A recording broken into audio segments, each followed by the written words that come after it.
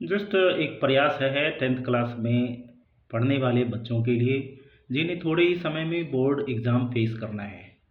Basic formula से लेकर के एडवांस लेवल के फार्मूला को हम आज पोस्ट करेंगे और आपके रिवीजन में ये स्लॉट बहुत ही मददगार साबित होगा। तो सबसे पहला जो फार्मूला आपको दिखाई पड़ रहा है वो L इंटू बी लिखा हुआ है। ये दरअसल फार्मूला रेक्टेंगल में काम आता है और रेक्टेंगल में लेंथ इंटू ब्रेथ करते हैं तो एरिया निकल जाता है। एरिया जब भी निकालना होता है हमें तो दरअसल मल्टीप्लाई ही करना होता है। आप कोई भी फिगर को इमेजिन करेंगे तो आप जनरली देखेंगे कि एरिया के मामले में दो साइड्स के बीच मल्टीप्लिकेशन कर रहे होते हैं। तो इस तरह से फर्स्ट जो फार्मूला है एरिया ऑफ रेक्टेंगल पूरा हुआ। सेकेंड फार्मूला देख रहे हैं 2 ब्रैकेट एल प्लस बी है। ये 2 ब्रैकेट एल प्लस बी क्या होता है? 2 ब्रैकेट एल प्लस बी होता है रेक्टेंगल के पेरीमीटर के लिए यूज़ में आता है। ठीक है, पेरीमीटर का rectangle 2 times length 2 times breadth करने के बाद निकल जाता है। अगर एग्ज़ाम में किसी बच्चे को पेरीमीटर का फार्मूला नहीं मालूम रहे तो वो बच्चा क्या करे? तो इसका सीधा सीधा ये तरीका होता है, उस बच्चे को P फॉर पेरीमीटर और P फॉर प्लस याद रखना चाहिए। तो जो भी फिगर दिया हुआ है उसमें सिंपली क्या करेंगे, उसमें सिंपली सारे साइड्स के मेज़रमेंट को प्लस कर देंगे और इस तरह से उसका पेरीमीटर निकल के आ जाएगा। हालांकि ये सर्किल में नहीं लागू होगा क्योंकि सर्किल में उस तरह से सीधा सीधा चीज़ें नहीं दिखाई पड़ती है। अब थर्ड प्रॉब्लम में आते हैं, ये है रेक्टेंगल का डायगोनल। रेक्टेंगल का डायगोनल हम किस तरह से तैयार करते हैं? तो इसमें रेक्टेंगल में क्या है, लेंथ और ब्रेथ साइड के रूप में है, दोनों का अलग अलग स्क्वायर करते हैं, उसको प्लस करते हैं और प्लस करने के बाद जो आ जाता है उसका स्क्वायर रूट निकालते हैं। तो इस तरह से डायगोनल निकल जाता है, किसका? स्क्वायर का निकल जाता है। तो स्क्वायर का डायगोनल निकालना रहे तो क्या करेंगे, दोनों 90 डिग्री पे जो साइड है उसको अलग अलग स्क्वायर करेंगे, उसको प्लस करेंगे और उसके बाद उसका अंडर रूट निकाल देंगे। जस्ट इमेजिन कि लेंथ अगर 4 है और लेंथ 4 है, ब्रेथ 3 है, तो 4 4 जा 16 और 3 3 जा 9 हो गया, 9 6 25 हो गया। 25 का जब स्क्वायर रूट निकालेंगे तो आएगा कितना? 25 आ जाएगा और 25 का रूट निकालेंगे तो 5 आ जाएगा। ठीक है, तो इस तरह से हम लोगों ने एक टॉपिक को कवर कर लिया और वो टॉपिक क्या है, रेक्टेंगल है। ठीक है ना, देखिए इसमें वर्ड्स ज़्यादा नहीं लिखे हुए हैं तो वर्ड्स ज़्यादा का मतलब नहीं है, जो मैं समझा रहा हूँ आप भले समझ समझ के लिख लो और लर्न करो, लेकिन मैं बता रहा हूँ उसके हिसाब से ये लैंग्वेज में लिखो, ऐसे सबसे अच्छा रहता है कि शॉर्ट नोट्स बनाया करें। ठीक है ना, और रिवीजन में समय भी कम लगता है। तो देखिए रेक्टेंगल का पूरा हो गया। एरिया के लिए क्या करेंगे, साइड्स को मल्टीप्लाई कर देंगे। पेरीमीटर के लिए साइड्स को, सारे साइड्स को प्लस करेंगे और थर्ड में डायगोनल है तो उसमें लेंथ और ब्रेथ का अलग अलग स्क्वायर निकालेंगे, प्लस करेंगे और उसके बाद रूट निकाल देंगे। ठीक है, तो हमारा एक टॉपिक पूरा हो जाता है। ठीक है ना, जनरली हमारे जो सेशंस होंगे आप मान के चलो कि कम से कम तो 15 या 20 मिनट का सेशन तो होगा ही, क्योंकि इससे कम की सेशन की बात नहीं कर सकता। क्योंकि मेरा उद्देश्य ये भी नहीं है कि मुझे पैसे कमाना है, मेरा उद्देश्य ये भी नहीं कि बीच में इसमें कोई वो एडवर्टीजमेंट डाल करके और इस चीज़ को ब्रिज किया जाए। ठीक है ना, हमारा प्रयास रहेगा कि जो चीज़ बताए वो कम्प्लीटली बताएं। ठीक है ना, इसलिए जिनको जल्दी है वो हमारे यूट्यूब चैनल पे आने की कोई आवश्यकता नहीं है। आपके अंदर अगर धैर्य है और आपको ज़रूरत है तो इस बात को ध्यान में रखेंगे और हमारे चैनल पे विजिट कर सकते हैं। 10th क्लास के बच्चे हैं तो कम से कम जिनको मैथ्स में प्रॉब्लम रहती है वो हमें यूट्यूब चैनल पे देख सकते हैं। और मैं तब तक वीडियो बनाता रहूँगा जब तक मेरे अपलोड किए हुए वीडियो को कोई सिंगल व्यू भी मिलता है, तब तक मैं कोशिश करता रहूँगा। क्योंकि मेरे अपलोड करने से कोई अगर एक भी बच्चा लाभान्वित होता है तो मेरा ये प्रयास जारी रहेगा। ठीक है ना, आगे बढ़ते हैं। तो फोर्थ में आ रहा है साइड इंटू साइड। तो साइड इंटू साइड क्या हो गया, तो ये होता है एरिया ऑफ स्क्वायर होता है। अब ये समझिए एरिया ऑफ स्क्वायर में साइड इंटू साइड क्यों लिख रहे हैं, तो इसको आप ये कॉन्सेप्ट के हिसाब से समझिए कि जैसे रेक्टेंगल होता है तो एक साइड बड़ा होता है, एक साइड छोटा होता है। तो बड़ा छोटा है तो लेंथ और ब्रेथ नाम दे रहे हैं। अगर स्क्वायर में जब बड़ा छोटा है ही नहीं और एक को लेंथ कहें और दूसरे को ब्रेथ कहें तो स्वाभाविक बात है कि एक नाराज़गी का पॉइंट बनेगा। एक साइड बोलेगा कि देखो उसको लेंथ कहता है और मेरे को ब्रेथ कहता है। यानी मेरा तो कोई वैल्यू रहा ही नहीं, ठीक है ना। इसलिए आप ये समझ लीजिए कि जब दोनों सेम है तो दोनों को सेम नाम से पुकार रहे हैं। मेज़रमेंट जब दोनों का सेम है, लेंथ भी और ब्रेथ भी दोनों इक्वल है, इसलिए लेंथ और ब्रेथ नाम को गायब किया गया और उसके जगह पे नाम लाया गया साइड। तो जब रेक्टेंगल में आप पढ़ते थे लेंथ इनटू ब्रेथ, तो स्क्वायर में क्या करेंगे, लेंथ को हटा दिए साइड लगा दिए और ब्रेथ को हटा दिए साइड लगा दिए, तो साइड इनटू साइड तो इसका एरिया के लिए फार्मूला हो ही जाएगा, ठीक है। मैं समझता हूँ कि शायद आपको जो बात मैं बता रहा हूँ वो समझ में आ रहा होगा, और अगर आपको समझ में आता है तो कमेंट करके बताएंगे कि हमें वीडियो पसंद आई, ठीक है। नेक्स्ट जो है 5 नंबर पे आ रहा है 4 इंटू साइड। तो देखिए हम क्या बताएं कि पेरीमीटर जब भी निकालना रहता है तो साइड्स को प्लस कर देते हैं। तो जब स्क्वायर है तो स्क्वायर में कितनी साइड है, स्क्वायर में साइड है कुल मिलाकर 4, और all the 4 sides are equal, सबके सब बराबर है, तो बराबर है तो 4 इंटू साइड ही कहेंगे, या तो side plus side plus side plus side कर लीजिए, है ना। तो फार्मूला क्या होता है, फार्मूला दरअसल हमारे एफर्ट को आसान बनाता है, मतलब कम कोशिश में ज़्यादा रिजल्ट निकलता है, इसीलिए फार्मूला बनाया जाता है। नहीं तो क्या है, आप मल्टीप्लाई करेंगे तो एरिया निकलेगा, प्लस करेंगे तो पेरीमीटर निकलेगा। एग्ज़ाम में अगर आप पेरीमीटर का फार्मूला भूल भी जाएं तो कोई दिक्कत नहीं है, आप सिंपली प्लस करके भी निकालेंगे तो वही आंसर निकलेगा जो फार्मूला से निकलता है, ठीक है। 3rd नंबर पे आते हैं √2 इंटू साइड। ये √2 इंटू साइड क्या है, ये डायगोनल है स्क्वायर का, क्या है, स्क्वायर का डायगोनल है, तो स्क्वायर का डायगोनल है √2 इंटू साइड। तो स्क्वायर का डायगोनल √2 इंटू साइड है, तो ये जो है दरअसल रेक्टेंगल टाइप में भी निकालेंगे तो यही निकलने वाला है, जिसमें क्या करते थे, लेंथ को स्क्वायर कर देते थे, ब्रेथ को स्क्वायर करते थे, उसके बाद दोनों को प्लस करते थे, फिर रूट निकालते थे। तो आप वैसे भी बनाएंगे तो यही आने वाला है आंसर, ठीक है ना। तो देखिए कुल मिलाकर के 6 फार्मूला अभी तक हम लोगों ने रिवाइज कर लिया है, ठीक है ना। और वीडियो थोड़ा बड़ा हो सकता है, लेकिन अब आप इस पर फोकस्ड ना हो कि वीडियो कितना बड़ा हो गया। जो बात समझाया जा रहा है अगर आपको वो समझ में आ रहा है तो वीडियो बड़ा होने और छोटा होने से कोई फ़र्क नहीं पड़ता है, जितना में आपको समझा दिया जा सके उस हिसाब से ये किया गया है। वीडियो को खींच के लंबा नहीं किया जा रहा है, ठीक है। नेक्स्ट आते हैं क्वेश्चन नंबर 7 पे आइए। एक स्लॉट में 10th क्लास का जो भी फार्मूला यूज़ में आता है, मेरा कोशिश है कि मैं सारा फार्मूला पोस्ट कर दूं ताकि आपको रिवीजन में आसानी रहे।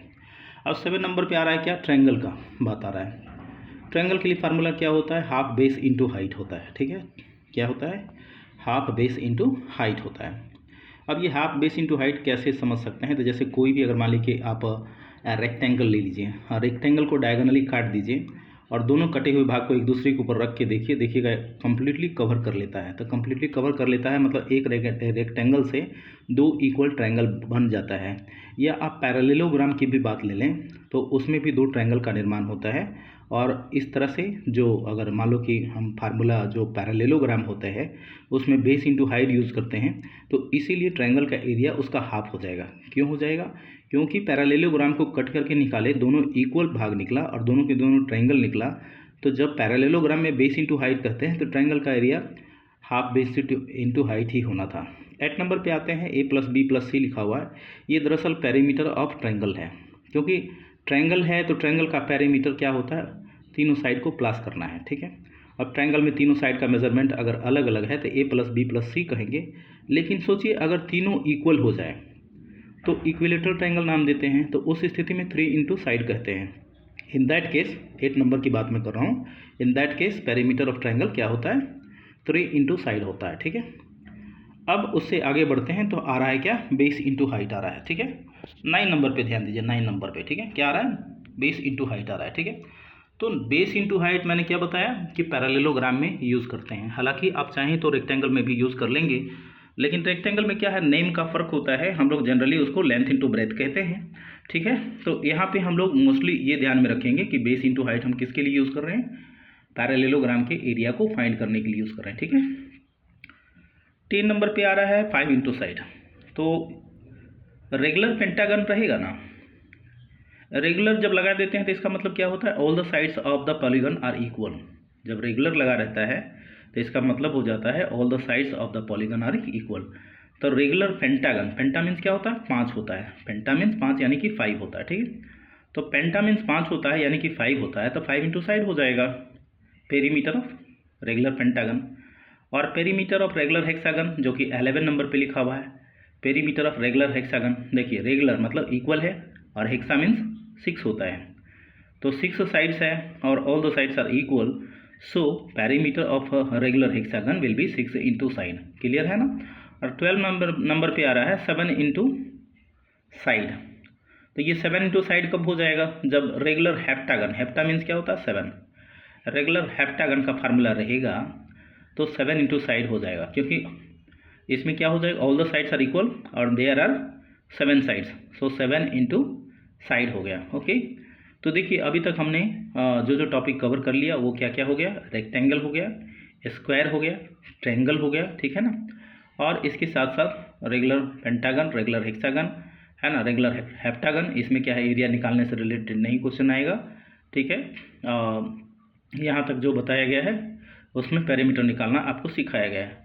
अब थोड़ा ध्यान दीजिए क्वेश्चन नंबर 13 पे। 13 पे क्या है, क्वेश्चन नंबर 13 पे आप देख रहे हो लिखा है half into D1 into D2, D4 diagonal होता है, ठीक है।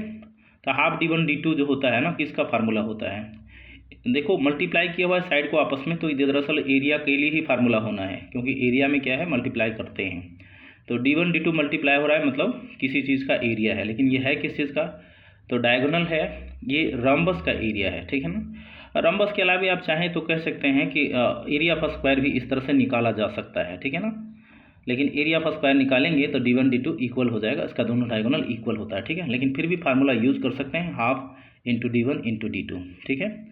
तो मैं आशा करता हूँ कि लगभग 13 फार्मूला आपको कवर हो चुका है, ठीक है। मेरी कोशिश है कि 10th क्लास के लिए एक ही सेशन में सारे फार्मूले एक ही जगह आ जाए और उसका एक्सप्लेनेशन भी आपको मिल जाए, ठीक है ना। मैं बोला था कि 15 या 20 मिनट का सेशन हो सकता है, ठीक है ना, तो आप धैर्य से इसको देखते रहिए, सुनते रहिए, ज़रूरत पड़ेगा तो लाइव क्लासेस भी दे दूँगा, ठीक है ना। अभी मेरे पास संसाधन कम है तो उस हिसाब से क्या है आपको नॉर्मली जो कन्विंस करने के लिए चीज़ें हो सकती है वो पोस्ट की जा रही है। फिर रेस्पॉन्स अगर पॉजिटिव रहा तो वो लाइव क्लासेस भी आ सकते हैं, ठीक है ना। तो अब देखिए 13 नंबर तक तो हो गया, ठीक है। मैं क्या बोला 10 से 20 मिनट का सेशन होना चाहिए ताकि अपनी बात जो है रख सकूं। तो 13 के बाद आगे बढ़ते हैं, ठीक है ना। अब 13 के बाद क्वेश्चन नंबर 14 नंबर पे आ जाते हैं, ठीक है। ये हो गया हमारा 14 नंबर, ठीक है।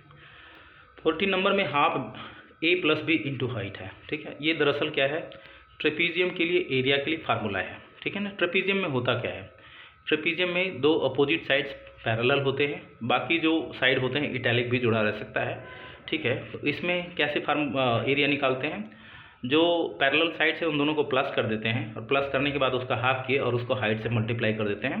तो ये 14 नंबर क्वेश्चन हो गया एरिया ऑफ ट्रेपीजियम, ठीक है।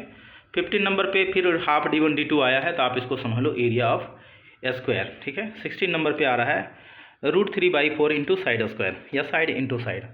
तो √3/4 इंटू साइड स्क्वायर किसका फार्मूला होता है, इक्विलेटरल ट्रायंगल, एक ऐसा ट्रायंगल जिसमें सभी के सभी साइड इक्वल होते हैं तो इक्विलेटरल ट्रायंगल कहते हैं। और इसमें खास प्रॉपर्टी ये भी हो जाता है कि जब तीनों साइड इक्वल है तो तीनों एंगल भी इक्वल होता है, तीनों एंगल इक्वल होगा तो 180 डिग्री डिवाइडेड बाई 3 हो जाएगा, यानी कि 60 डिग्री हो जाएगा, ठीक है।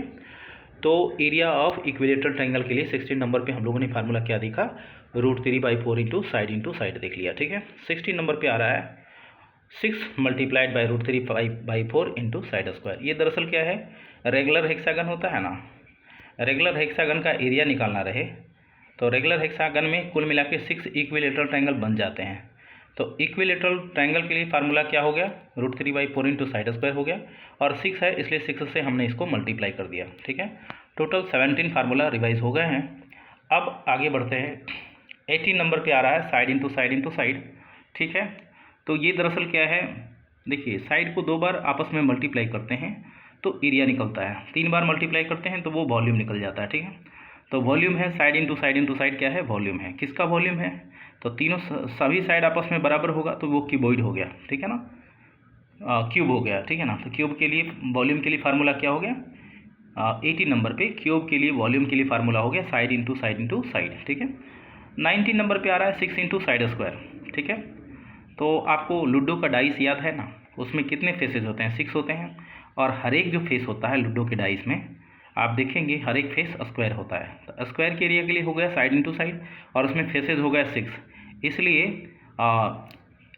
Total surface area of cube 6 into side square, ठीक है।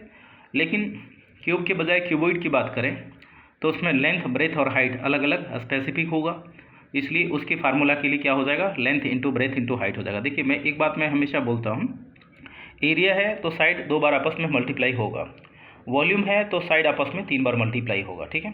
तो लेंथ और ब्रेथ और हाइट है, तीनों आपस में मल्टीप्लाई हो रहा है, तो ऐसा कोई फिगर क्या होता है, क्यूबॉइड होता है, ठीक है। और 21 नंबर पे आ रहा है √3 इंटू साइड। दरअसल √3 इंटू साइड क्या होता है, ये डायगोनल ऑफ क्यूब हो गया, डायगोनल ऑफ क्यूब हो गया। लेकिन डायगोनल ऑफ क्यूबॉइड निकालना रहेगा तब क्या करेंगे, लेंथ का अलग स्क्वायर करेंगे, ब्रेथ का अलग स्क्वायर करेंगे और हाइट का अलग स्क्वायर करेंगे, और इसके बाद सबको सम अप कर देंगे। सम अप करने के बाद जितना आ जाएगा उसका स्क्वायर रूट निकाल देंगे, ठीक है। तो 22 क्वेश्चन हम लोग रिवाइज कर चुके हैं।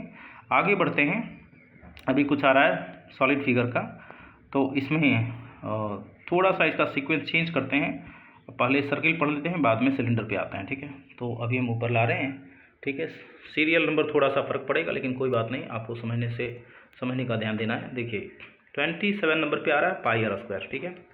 पाई आर स्क्वायर क्या है, पाई आर स्क्वायर फार्मूला होता है एरिया ऑफ सर्किल के लिए, ठीक है। किसका फार्मूला होता है, एरिया ऑफ सर्किल के लिए होता है। देखो गोल कोई भी वस्तु होता है ना, तो उसके फार्मूला में पाई जनरली होता ही होता है, ठीक है। इसको आप ऐसे याद रख सकते हैं, गोल कोई चीज़ होता है भाई तो उसके फार्मूला में अवश्य आता है पाई, ठीक है ना। 99% के मामले में यह राइट ही होता है। तो अब देखिए क्या है, 27 नंबर पे फार्मूला क्या है, पाई आर स्क्वायर है, ठीक है। यहाँ R square side into side है, मतलब एरिया का मामला है, और पाई इसके लिए बैलेंसिंग फैक्टर है। तो पाई आर स्क्वायर इसका एरिया ऑफ सर्किल होता है। एरिया ऑफ सर्किल क्या होता है, पाई आर स्क्वायर होता है, ठीक है ना। इसमें पाई का वैल्यू क्या लेते हैं, जनरली 22/7 लेते हैं, अगर कुछ अलग होता है तो क्वेश्चन में लिखा हुआ रहता है, ठीक है। अब है सरकमफ्रेंस। सरकमफ्रेंस दरअसल पेरीमीटर ऑफ सर्किल है, ठीक है ना। तो सरकमफ्रेंस ऑफ सर्किल क्या होता है, 2πr, ठीक है। आपको इसको पोएम के लहजे में कहें, चक्का जब कोई घूमे यार एक चक्कर में 2πr, ठीक है ना। पोएम के लहजे में कहेंगे तो चक्का जब कोई घूमे यार एक चक्कर में 2πr, मतलब कोई भी चक्का जब एक बार घूमता है पूरा तो वो 2πr का डिस्टेंस कवर करता है। 29 नंबर पे आते हैं तो लिखा है 2r। 2r ये क्या है, दरअसल डायामीटर है सर्किल का। सर्किल का क्या है, डायामीटर है 29 नंबर पे, ठीक है। 30 पे आते हैं हाफ पाई आर स्क्वायर। तो देखो पूरा पाई आर स्क्वायर है तो सर्किल पूरा है, यानी एरिया ऑफ होल सर्किल है। पूरा पाई आर स्क्वायर लिखते हैं, देखो ऊपर है ना 27 नंबर पे पूरा पाई आर स्क्वायर लिखते हैं तो एरिया ऑफ होल सर्किल हो गया। लेकिन हाफ पाई आर स्क्वायर लिखते हैं तो एरिया ऑफ हाफ सर्किल हो गया, ठीक है ना। हाफ सर्किल क्या है, हाफ सर्किल के लिए हाफ लगा देंगे और एरिया भी हाफ हो जाएगा, इसलिए हाफ पाई आर स्क्वायर हो जाएगा, ठीक है। 31 नंबर पे आ रहा है pi are plus 2r। Pi are plus 2r क्या है, दरअसल जो सेमी सर्किल होता है उसके लिए पाई आर प्लस 2r उसका पेरीमीटर है। Perimeter of semi circle pi are plus 2r है, ठीक है। अब देखो इसमें सेमी सर्किल, तो सेमी के लिए आप जो नोट्स बनाते हो उसमें लिख देना सेमी इक्वल टू हाफ, है ना। और हेमी स्फीयर भी करते हैं तो हेमी इक्वल टू भी हाफ, है ना। ये सब लैटिन वर्ड है, लेकिन जब तक आप इसका प्रॉपर मीनिंग नहीं समझेंगे तब तक आपको उतना अच्छा से समझ में नहीं आएगा। इसलिए क्या है, सेमी लिख लेना, इक्वल टू हाफ लिख देना 1/2। सेमी मतलब 1/2 होता है, और हेमी मतलब भी 1/2 होता है। हेमी स्फीयर जैसे अर्थ के लिए बोलते हैं साउदर्न हेमीस्फीयर, नॉर्दर्न हेमीस्फीयर, है ना। तो 2 पार्ट में जब करते हैं तो उसके लिए हेमी लगाते हैं, और सर्किल 2 पार्ट में करते हैं तो सेमी सर्किल कहते हैं, ठीक है ना। इसलिए सेमी हो या हेमी हो हमें ध्यान रखना है 1/2, ठीक है। तो इस तरह से एरिया के मामले में क्या हो गया, सेमी सर्किल के लिए पूरा सर्किल का एरिया पाई आर स्क्वायर 1/2 उसके साथ मल्टीप्लाई में रहेगा, ठीक है। पाई आर प्लस 2r क्या हो गया, पेरीमीटर ऑफ सेमी सर्किल हो गया, ठीक है। यहाँ तक समझ में आ गया। अब बढ़ते हैं कुछ सॉलिड फिगर में, जैसे सर्किल रिलेटेड या स्क्वायर रिलेटेड। बस ये लास्ट है, उसके बाद सेशन पूरा हो जाएगा। तो ठीक है, आते हैं जहाँ से हम छोड़ दिए थे, अभी वहाँ पे आते हैं। ये है pi r square H. 23 number पे आ जाइए, बीच में थोड़ा सा गैप, सीक्वेंस थोड़ा अल्टर हो गया था, लेकिन कोई बात नहीं। 23 नंबर पे क्या आप देख रहे हो, पाई आर स्क्वायर एच है, ठीक है ना। अब पाई आर स्क्वायर एच किस चीज़ का वॉल्यूम होता है, तो पाई आर स्क्वायर देखो, पाई आर स्क्वायर तक सोचो तो क्या है, कोई कॉइन है, सिक्का है ना। और सिक्का जब एक दूसरे के ऊपर लगातार रखते जाएंगे तो एच हाइट तक रखेंगे ना, तो उसका ये वॉल्यूम हो गया पाई आर स्क्वायर एच, है ना। मतलब ये क्या हो गया, एक सिलेंडर हो गया जिसका रेडियस r है और हाइट h है, तो उसका वॉल्यूम क्या हो जाएगा, पाई आर स्क्वायर एच हो जाएगा। एरिया ऑफ बेस यहाँ कंसीडर कर रहे हैं पाई आर स्क्वायर, और हाइट से एच मल्टीप्लाई कर दिए, ठीक है। अब 2 पाई आर एच, तो कर्ड सरफेस एरिया होता है ना सिलेंडर का, मुड़ा हुआ जो सरफेस एरिया होता है कर्ड सरफेस एरिया, वो क्या होता है 2 पाई आर एच होता है। लेकिन टोटल सरफेस एरिया की बात करें तो 2 pi r h curve surface area के अलावे भी नीचे और ऊपर पाई आर स्क्वायर होता है। इसलिए देखो 25 नंबर पे क्या आ गया, 2 pi r h plus pi r square आ गया, ठीक है। 26 नंबर पे है 1/3 पाई आर स्क्वायर एच। ये दरअसल क्या है, सिलेंडर से जब कोन बना लेते हैं तो एक सिलेंडर से 3 कोन का निर्माण होता है, 3 कोन बन जाते हैं। इसलिए बाई वॉल्यूम 1/3 होता है सिलेंडर का, ठीक है ना। Volume of a cone equal to 1/3 of volume of cylinder. ये बात बेसिक जो मैटर है उसको ध्यान में रखेंगे, ठीक है। अब जस्ट 2-3 फार्मूला और बच रहा है। मैंने बोला था कि 15 या 20 मिनट का सेशन होगा, तो बस अब जस्ट थोड़े फार्मूले बच रहे हैं, 2-3 फार्मूले हैं। ये देखिए आ गया 4/3 pi r cube. Are cube है, देखो साइड आपस में 3 बार मल्टीप्लाई हुआ, ये वॉल्यूम ही है। ये वॉल्यूम है किसका, तो ये है स्फीयर का। 4/3 पाई आर क्यूब क्या होता है, वॉल्यूम ऑफ स्फीयर होता है। और 4 पाई आर स्क्वायर, तो पाई आर स्क्वायर सर्कल जैसा हो गया, ये दरअसल 4 टाइम्स सर्किल का एरिया, ये दरअसल स्फीयर का total surface area of sphere होता है। Total surface area of sphere, sphere यानी कि फुटबॉल समझिए, कोई भी बॉल है ना, तो 4 पाई आर स्क्वायर उसके लिए एरिया होता है, ठीक है। अब 2/3 पाई आर क्यूब है क्या, तो 4/3 के कंपेरिजन में 2/3 क्या है, हाफ है। तो देखो 4/3 है स्फीयर का वॉल्यूम, तो 2/3 यहाँ हो जाएगा हेमी स्फीयर का volume. 4/3 pi r cube volume of sphere, और 34 नंबर पे 2/3 pi r cube volume of hemisphere, ठीक है ना। तो आज का सेशन बस इतना ही है। एक बार फिर से मैं सारे फार्मूले को आपको एक बार दिखा देता हूँ ताकि आप समझ सको कि मैटर क्या है। ये आपका 10th क्लास के लिए टोटल फार्मूला है, ठीक है ना, टोटल फार्मूला है 10th क्लास के लिए, ठीक है ना। तो ये टोटल फार्मूला है जिसमें एक एक फार्मूला को हमने आपको एक्सप्लेन किया है, और मुझे पूरा विश्वास है कि आपको इसका फ़ायदा मिलेगा, ठीक है ना। मैं अभी थोड़े दिन पहले ओडा क्लासेज और भी जो सब कुछ जगह मैं देख रहा था जिसमें इन्होंने मेंशन किया था कि 29 रुपया पे करने के बाद आपको सारे फार्मूला मिल जाएंगे। लेकिन फिर मैं देखा कि नहीं, ये जो चीज़ें हैं कहा जाता है लेकिन दिया नहीं जाता है। उसके बाद फिर 40,000 50,000 का कोर्स है, ज्वाइन करने के बाद ही कुछ नोट्स वगैरह आपको मिल पाएंगे, ठीक है ना। और नोट्स किसी भी एग्ज़ाम के लिए ज़रूरी होता है। तो आज के लिए इतना ही, ठीक है ना। मेंसुरेशन के लिए एक स्लॉट में 10th क्लास का टोटल फार्मूला हमने कोशिश किया है पूरा कर देने का। फिर भी संयोग से अगर 1-2 फार्मूला बचा होगा तो अगले सेशन में मैं इस बात को पूरा कर दूंगा। ध्यान रखने वाली बात यह है कि इसमें कोई भी एडिटिंग नहीं की जा रही है, जो भी है सब एक स्लॉट में दिया जा रहा है, ठीक है ना। तो आप हमसे वो आशा ना रखें जो होता है कि बहुत अमेजिंग टाइप की चीज़ें होती है, ठीक है ना। क्योंकि अब यहाँ पे जो कंटेंट है वो मैं आपको बता रहा हूँ, ये उन बच्चों के लिए है जो कहीं हाईली कोर्सेज में जुड़े हुए नहीं हैं, उनको प्रॉब्लम रहता है, ठीक है ना। तो उन बच्चों के लिए जोड़ा गया है, ठीक है। और जो बच्चे इंटेलिजेंट भी हैं तो कोई बात नहीं, वो इससे रिवाइज़ कर लेते हैं तो अच्छी बात है, ठीक है ना। लेकिन हम समाज के वैसे बच्चों को ध्यान में रख कर के ये वीडियो पोस्ट कर रहा हूँ जहाँ संसाधन की कमी है और उनके अंदर चाहत तो है लेकिन गाइडेंस का थोड़ा अभाव है, ठीक है। मेरा नाम विकास बिंदु है, ठीक है। और मैं लंबे समय तक CBSE बच्चों को पढ़ाता रहा हूँ। अभी भी मेरी चाहत रहती है पढ़ाने की, और ऑफलाइन भी बच्चे जुड़े होते हैं, ऑनलाइन भी बच्चे जुड़े होते हैं। तो आज का सेशन मैं यहीं समाप्त करता हूँ। आशा है आपको हमारा वीडियो पसंद आया होगा, तो आप इस वीडियो को लाइक करेंगे, जो ज़रूरतमंद है उनको शेयर करेंगे। इसी आशा के साथ मैं आपका आज का सेशन समाप्त करता हूं। आप हमारे साथ एक लंबे सेशन में बने रहे, इसके लिए आप बहुत बहुत बधाई के पात्र हैं। बहुत बहुत धन्यवाद कि आप इतने लंबे समय तक टिके रहे।